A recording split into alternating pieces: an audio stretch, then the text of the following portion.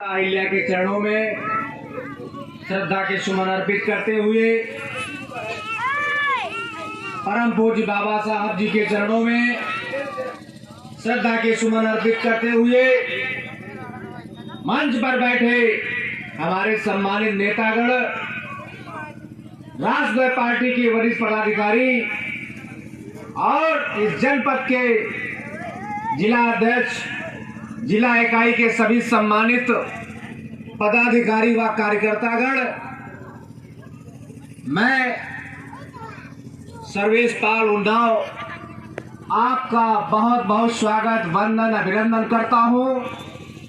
खासकर इस जनपद की जिला इकाई को राष्ट्रीय पार्टी के हमारे नेतागण, जिन लोगों ने इतनी मेहनत करके आपको जगाने का काम किया, इसके लिए मैं पुनः जनपद फिरोजाबाद की इकाई का बहुत बहुत स्वागत, वंदन, अभिनंदन करता हूं।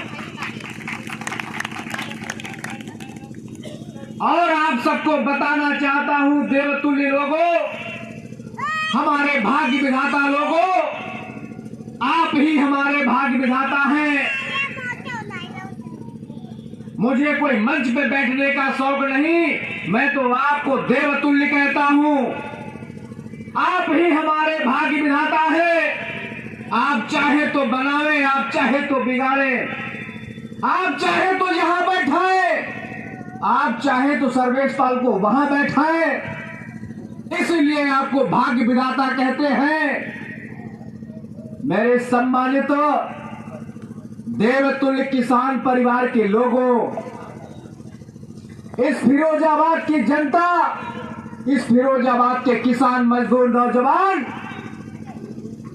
आपको राष्ट्रीय पार्टी के जिम्मेदार पदाधिकारी होने के नाते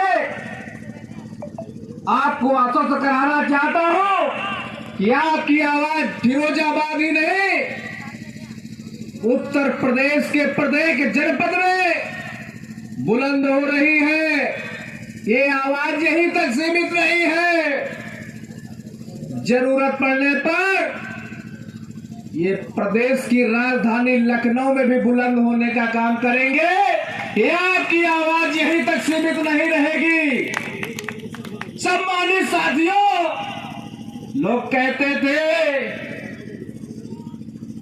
कि धोती वाला कमाएगा और टोपी वाला खाएगा, तब नया जमाना आएगा। सम्मानित देवतुल्य जनता, आप समझिए कि लोगों ने किस प्रकार लूटा है।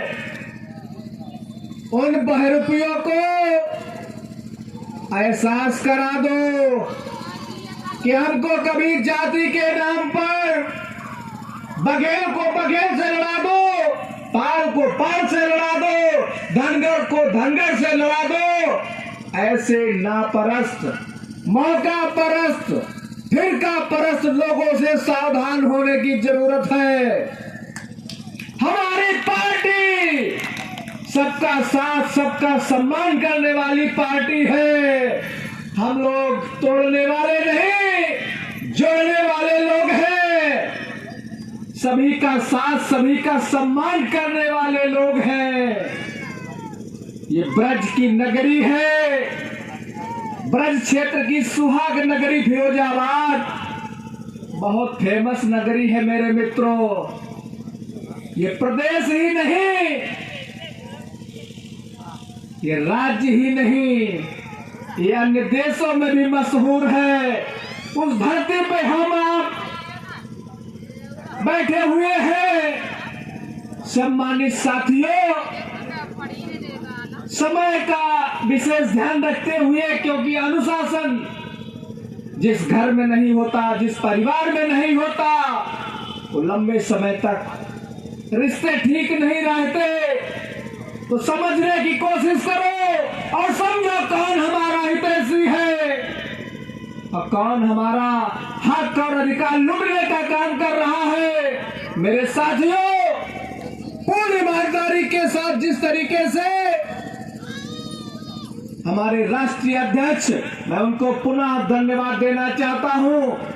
उनके दाईं ओर बैठे हम सबके हक और अधिकार दिलाने वाले परम आदरणीय माननीय सरजीत सिंह खंडसाल का भी मैं बहुत बहुत स्वागत, वंदन, अभिनंदन करता हूं कि आप हमारे इस हक अधिकार को दिलाने के लिए दिन रात एक किए हैं, तन मन धन से आप लगे हैं। तो ये हमारी नैतिक जिम्मेदारी बनती है कि हम आपका भरपूर साथ दें। और इस फिरोजाबाद की जनता से अपील भी करना चाहता हूं और पूरे प्रदेश के लोगों के मैसेज जाना चाहिए कि हमारे नेता पूरी ईमानदारी से लगे हैं, तो मुझे भी कहीं पीछे नहीं रहना चाहिए।